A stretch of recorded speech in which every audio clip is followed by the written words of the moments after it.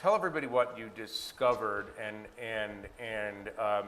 how what you discovered is manifesting itself today, and then I'll ask Corey and Evelyn to respond to that and see if they agree that there is such a thing as a coherent Trump doctrine.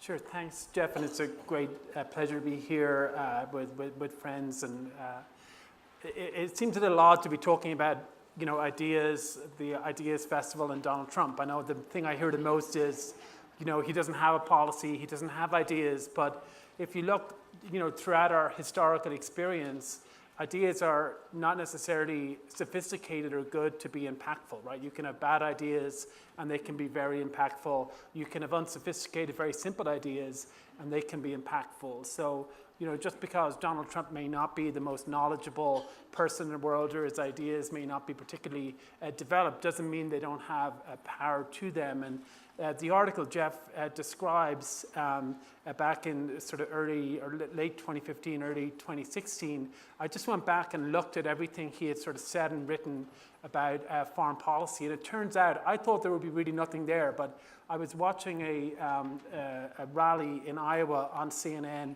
in like November, December 2015. And in the middle of this rally, Donald Trump says, the US-Japan Security Treaty of 1962 is really unfair and we should change it. And I was like, how does he know about that? Like, did somebody say that to him on the plane on the way up? And so I went back and I looked, and that's really why I started. And it turns out that he talked incessantly about the world from the mid-'80s on. He had a full-page ad in the New York Times in 1987 that outlined his views in American foreign policy. And the difference between what he said then and what he said today is nothing. It's almost exactly the same. And my sort of argument was that he has 3 or 4 things that he believes that he's been perfectly consistent on over time. He really dislikes America's alliances, and he thinks allies are ripping America off. He really dislikes free trade. He disagrees with all free trade deals since World War II. He likes authoritarian strongmen, and he particularly likes authoritarian strongmen of the Russian variety, right? And that's from '87, and ever since, you'll be very hard-pressed to find anything that he says off the cuff or when he's speaking passionately that contradicts any of those, and he keeps going back to them. So my only point is that he's not a blank slate, right? He's not someone who is just being manipulated by advisors or doesn't really know what he wants. He knows what he wants, and last year he was somewhat constrained because he wasn't used to being president, and he had all these senior people around him, and he was sort of boxed in.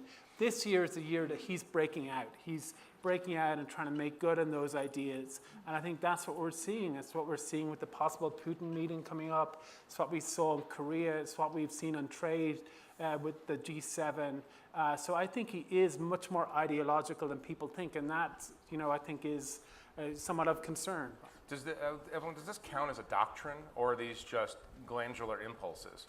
I mean, I think they're more than impulses. They clearly reflect a viewpoint he has, a perspective he has on the world, which shockingly and alarmingly, I would say, hasn't changed, in multiple decades.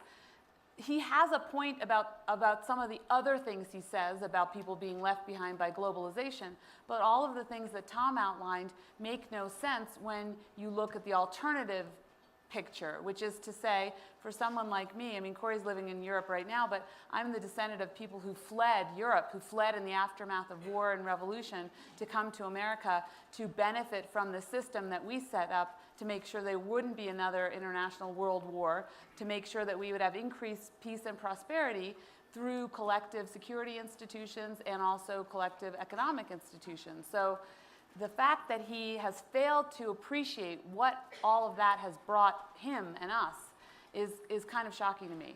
Right. And on top of that, of course, we can talk, we have plenty of time here on the podium, we can talk about the neo-fascist elements that he's also woven into his worldview, I would call it. Right.